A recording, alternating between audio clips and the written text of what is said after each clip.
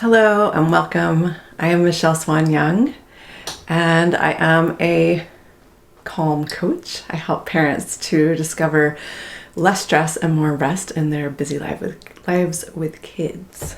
And today I just wanted to share some thoughts and a bit of a strategy with you for dealing with your own distress when your kids are having social or emotional distress themselves. And specifically, I have talked with several parents recently who are really worried about their kids' social lives, and they really want their kids to connect well with other friends and just feel at home socially, and their kids are having a really hard time. But if your child might be experiencing some just social difficulty, especially exacerbated by the pandemic and these different experiences, then I just want to offer a little support for you as a parent, and also how you can use your concern for your kid to actually help them. So this is based on the Stanford Mind and Body Labs research and their initiative called Rethink Stress. And I have another video that goes into a more generalized idea of what this is.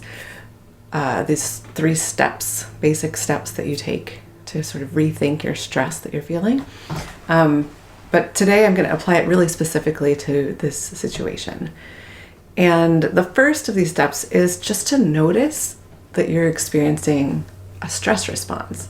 So you might pay attention to your body, you might pay attention to your thoughts or your emotions. You might notice in your relationships when you're experiencing stress. But stress doesn't have to be bad. It doesn't have to be distress. We can also experience that very physical stress response as eustress, which is when that stress response produces positive results.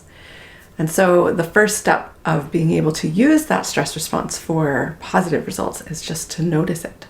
And as we notice it, we're bringing it forward in our consciousness so that we can start using our whole brains, including, this rational prefrontal cortex part of our brains, to deal with the situation instead of it being relegated sort of to the more emotional parts of our brains where we don't even realize what's going on. So in this video right now, you are, or at least you have the opportunity to notice and acknowledge, to make this stress response conscious. So you can just pause for a second and acknowledge to yourself, like, I'm feeling a stress response in my body and it's affecting my mind and my relationships because of the situation with my kid, that I'm so concerned about their social relationships. All right. So the second step here is to accept it. So often it's pretty uncomfortable to experience that stress response, and we often will try to push it away, or we've definitely heard over and over that stress is so bad for us. So then we realize we're stressed, and then we feel stressed about being stressed, and it's just sort of a cycle. So instead of feeling bad about it or judging yourself or being like, I should be all calm and happy, we actually just accept the fact that we're stressed. And a key part of this can be identifying what thing you really care about and what thing you really hold dearly and that you deeply value that's being threatened, that is causing this stress response. So in our case, when our kids are not thriving socially, what we care about is them. We love them so deeply as parents. And that is such a wonderful thing. We want delight for our kids. We want our kids to just really enjoy deep and thriving relationships with their peers. And it's not happening right now. And so we care so deeply about them, and we're experiencing a stress response because their happiness and their vitality and their just, thriving in life is being threatened. And that is a wonderful, wonderful thing. So there's no reason that we need to shame or blame ourselves for experiencing stress in a situation that's threatening something that we deeply care about. especially our kids. In this step, it can be really helpful to bring in some tools or practices or other things that you know that can help you tolerate some of those really uncomfortable feelings. Some things that you may have learned about self-care or things like that can be super helpful. Deep breathing. It can actually help lower your stress response in your body, some of these different things, so that it's a little more tolerable and you have access to the parts of your brain you need to be able to then do the third step, which is to look at your actions and take positive action. So the third step is, first we're going to evaluate what our action currently is. Like, what are we doing in response to this threat that we feel right now? So if our kids are having a really hard time with their friends or with connecting with people socially, what actions are we taking about that? So we might be taking no actions because we feel so overwhelmed about that because we feel like we don't have any control. And we also could be frustrated with our kids for not doing something different. And so that can come out as like maybe just a judgmental attitude towards our kids for not doing something different, or frustration, or these different things that then can come out in maybe the ways that the attitudes we have when we approach them, or the things that we might say. And then if we think about the thing that we care so deeply about, so our kids' vitality, their well-being, their thriving, those actions that we're taking are actually harming that. It's not helping our kids when we get frustrated with them because they're not taking initiative in social relationships, for example.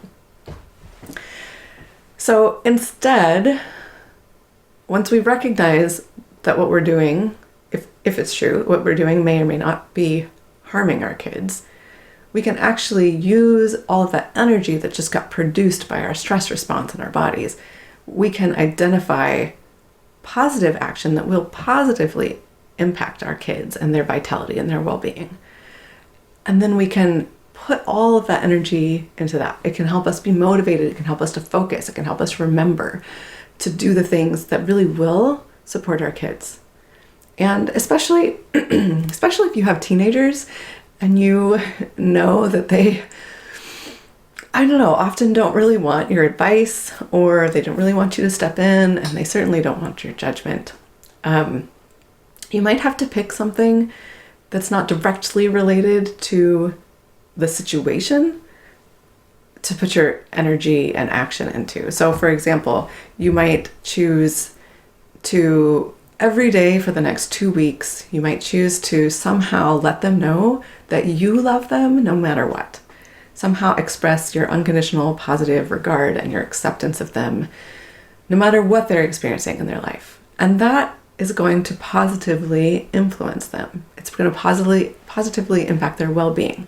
It might not directly impact their relationships with other people, but if they begin to feel the confidence from your love and from this actions that you're taking to support them just at their very core, then they're likely able to open up a little bit and grow eventually, maybe not immediately, in their relationships with their peers as well. So that is one option for a way that you can take that stress that you are experiencing and let that fuel you into actions that will actually positively affect the thing that you so value and care about. The other thing that is part of this action phase is that you can look around and see what opportunities are arising from the situation that you wouldn't have necessarily experienced. And so for me, one thing that has happened is that I have an opportunity to connect with some other parents who I wouldn't normally connect with just in my regular day-to-day. And we have a chance to share and to build better relationships for us as we talk about what it's like to help support our kids who are having a hard time. So those are the 3 basic steps that you want to take when you want to start using the stress and the difficult feelings that you're experiencing in that stress response to actually positively impact your situation instead of letting it accidentally negatively impact not just the situation, but your children, the people that you care about so deeply. That is, first is to become aware of it. The second is to acknowledge and accept it. And the third is to take positive action. So I would love to hear if this was helpful to you. I hope that it can support you as you take care of yourself so that then you can take care of your kids well. And I'd love it if you would like this video, if it was helpful. Subscribe if you want to see when I release a new video. Have a wonderful day and take very good care.